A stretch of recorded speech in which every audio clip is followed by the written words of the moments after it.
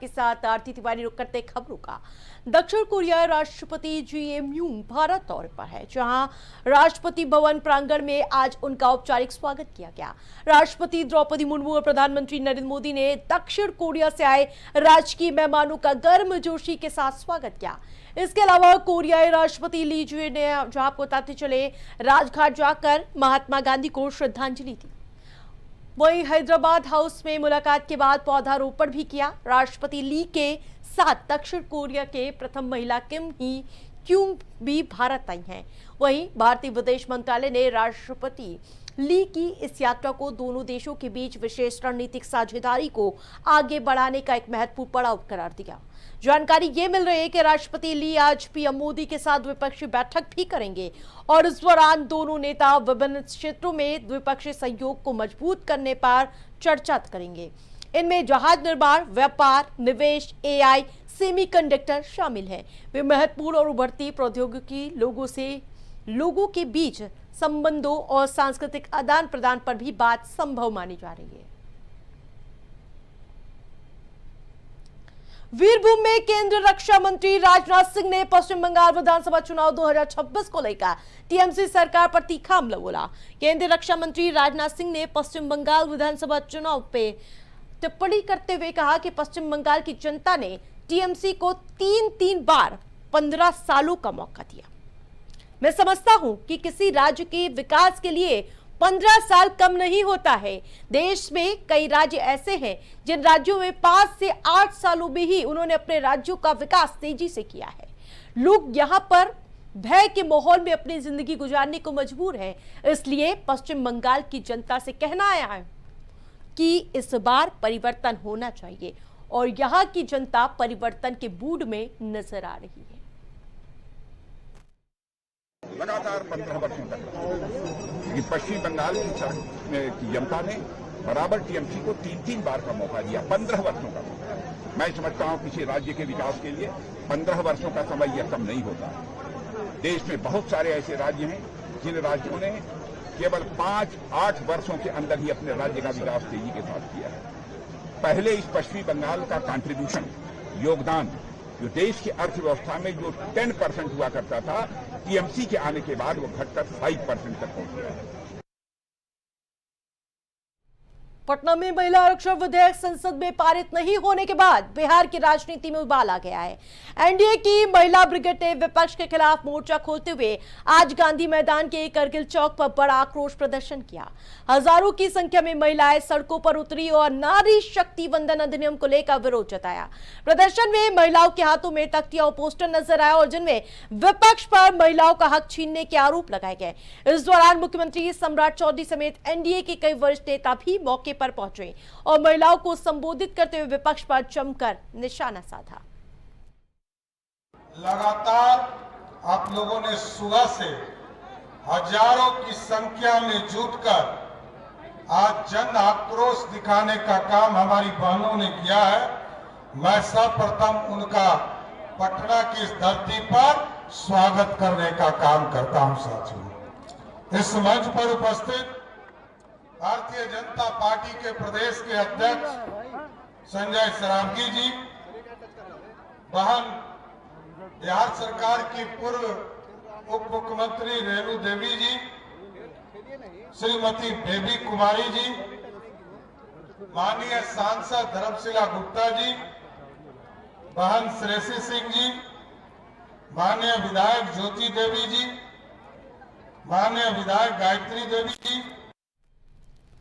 कांग्रेस सांसद प्रमोद तिवारी ने महिला आरक्षण को लेकर केंद्र सरकार को घेरा। उन्होंने कहा कि 2023 में महिला आरक्षण बिल पारित हो चुका था, लेकिन इसके लागू होने में हो रही देरी के लिए मोदी सरकार जिम्मेदार है। प्रमोद तिवारी ने आरोप लगाया कि सरकार ने इस मुद्दे पर अन्य दलों से सहयोग नहीं लिया और इसकी नीयत साफ नहीं है। उनका कहना है कि सरकार जानबूझकर इसे चुनावी मुद्दा बनाना चाहती है। साथ ही उन्होंने आरोप लगाया कि आरक्षण की आड़ में परिसीमन की प्रक्रिया को अपने हाथ में लेने की कोशिश की गई, जो लोकतांत्रिक व्यवस्था के लिए ठीक नहीं है।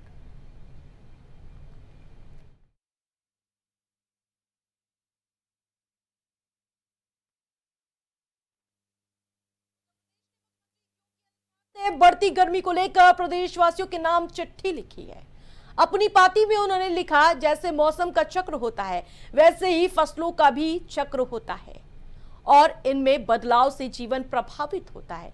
सीएम ने लिखा कि हर व्यक्ति का जीवन अनमोल है, इसलिए सरकार प्रचंड गर्मी से बचाव के लिए लगातार काम कर रही है। और सीएम योगी ने जहां बाढ़, सूखा, महामारी जैसी समस्याएं को लेकर भी चिंता जाहिर की है और एक तरफ जहां लगातार आग की घटनाएं देखने को मिल रही, उस पर भी सीएम योगी ने चिंता व्यक्त की। महिला आरक्षण बिल को लेकर देश भर में घमासान मचा हुआ है। बीजेपी जगह जगह विपक्ष के खिलाफ विरोध प्रदर्शन कर रही है, विपक्षी दलों को महिला विरोधी बता रही है और इस बीच उत्तर प्रदेश सरकार ने महिला आरक्षण के मुद्दे पर 30 अप्रैल को विधानमंडल का विशेष सत्र बुलाने का फैसला किया। इस सत्र में सरकार न केवल अपनी यानी कि स्थिति स्पष्ट करेगी, बल्कि विपक्ष पर हमलावर रुख अपनाते हुए 2027 के विधानसभा चुनाव की तैयारियों को भी मजबूत करने की स्ट्रेटेजी बनाएगी।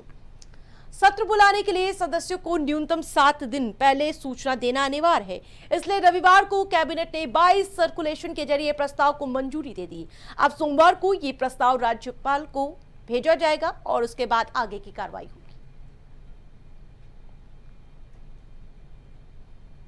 दिल्ली के प्रीत विहार इलाके में आज सुबह हत्या की घटना से सनसनी फैल गई। यहां पार्किंग को लेकर विवाद इतना बढ़ गया कि गोली चल गई, जिसमें एक युवक की मौके पर मौत हो गई, जबकि मृतक की पहचान पंकज नैयर के रूप में हुई है। वही आरोपी गौरव शर्मा गोली चलाने के बाद फरार हो गया। घटना की सूचना मिलने के बाद पुलिस आरोपी और उसके साथियों की तलाश में जुट गई। जानकारी के मुताबिक घटना देर रात करीब 2 से 3 बजे की बताई जा रही है और जहां पंकज और उनके भाई पारस का गौरव शर्मा नामक व्यक्ति से झगड़ा हो गया। झगड़े के दौरान आरोपी गौरव ने गोली चला दी, जिससे पंकज के सीने में गोली लग गई। गंभीर घायल अवस्था में पंकज को तत्काल अस्पताल ले जाया गया, जहां डॉक्टरों ने उसे मृत घोषित कर दिया। इस्माइल, क्या बात कुछ भी नहीं थी, बस मेरे पापा यहाँ बैठ के चाय पी रहे थे। सुबह सुबह का टाइम था, ना कोई था उनके पास, कोई भी नहीं था, ना भाई ना माँ, कोई भी नहीं था। बस वो वहां से आया, सामने से आके उसने चाकू और पिस्टल लेकर आया। वो उन्होंने चाकू मारे मेरे बाप के 2, ठीक है। और उसकी बहन आई थी, उसके भाई, दोनों भाई भी उसके साथ थे और उसकी माँ भी थी उसके साथ। तो कोई पहले भी झगड़ा हुआ था? नहीं, पहले तू मैं हुई थी, वो भी उस बंदे से नहीं हुई थी, किसी और से हुई थी। खबरों में आगे बढ़ेंगे। योगी सरकार ने एक बार फिर से प्रशासनिक फेरबदल किए हैं। सरकार ने बीती रात 40 आईएएस अफसरों के तबादले किए, इनमें 12 महिला अफसर भी शामिल हैं। 15 जिलों के जिलाधिकारी बदले गए और परिवहन मंत्री दयाशंकर सिंह से अनुमन के बाद परिवहन आयुक्त किंजल सिंह को हटाकर माध्यमिक शिक्षा विभाग का सचिव बनाया गया। किंजल सिंह की 7 महीने पहले ही परिवहन विभाग में नियुक्ति हुई थी। हाल ही में केंद्र प्रतिनियुक्ति से लौटे 2010 बैच के आईएएस आशुतोष निरंजन ने जहां नया परिवहन आयुक्त बनाया है, वहीं यूपी पावर कॉरपोरेशन के प्रबंधक निदेशक पंकज कुमार को हटा दिया गया। उन्हें फिलहाल यूपी में नई पोस्टिंग नहीं दी गई है, वे केंद्र प्रतिनियुक्ति पर चले जाएंगे। और जानकारी ये मिल रही है कि स्मार्ट मीटर विवाद के चलते इन पर सवाल उठ रहे हैं। वहीं औद्योगिक विकास विभाग के अपर मुख्य सचिव आलोक कुमार ने एमएसएमई और इसके अलावा निर्यात प्रोत्साहन विभाग का प्रभार वापस ले लिया। सरकार ने लंबे मंथन के बाद आईएएस की तबादला सूची जारी की है। वही 8 डीएम को एक जिले से हटाकर दूसरे जिले का जिलाधिकारी बनाया है। सहारनपुर के डीएम मनीष बंसल को आगरा का डीएम बनाया गया है और इसके अलावा आईएएस मनीष बंसल मुख्य चुनाव आयुक्त ज्ञानेश कुमार के दामाद हैं। वही 7 डीएम को अन्य विभाग में तैनाती दी गई है। लखीमपुर खीरी के डीएम दुर्गा शक्ति नागपाल को पदोन्नति के बाद देवी पाटन मंडल का मंडलायुक्त बना दिया गया। वहीं इसी प्रकार आगरा के डीएम अरविंद मलप्पा बागरी को सीएम योगी का विशेष सचिव बनाया गया है। राजधानी लखनऊ में एक बार फिर से चाइनीज मांझे से गला कटने का मामला सामने आया है। यहां हैदरगंज बाजार खाला क्षेत्र में बीती शाम एक बुजुर्ग का चाइनीज मांझे से गला कट गया। वो अपनी ऐशबाग में अपनी बहन से मिलने जा रहे थे। रास्ते में उनके गले में मांझा फंस गया। वो तत्काल रुके, लेकिन तब तक उनके गले से 4 इंच लंबा कट लग चुका था। जानकारी के मुताबिक पारा के रहने वाले हरिशंकर यादव बाइक से अपनी बहन के घर जा रहे थे। वो बाइक चला रहे थे और हेलमेट लगाए हुए थे। मांझा उनके हेलमेट की बेल्ट पे फंस गया, जिसके बाद पूरा मांझा गले में नहीं फंसा। यही वजह रही कि बुजुर्ग का गला बुरी तरह कटने से बच गया, जिससे उनकी जान तो फिलहाल बच गई, लेकिन ये मामला एक बार फिर से सुर्खियों का केंद्र बन गया है।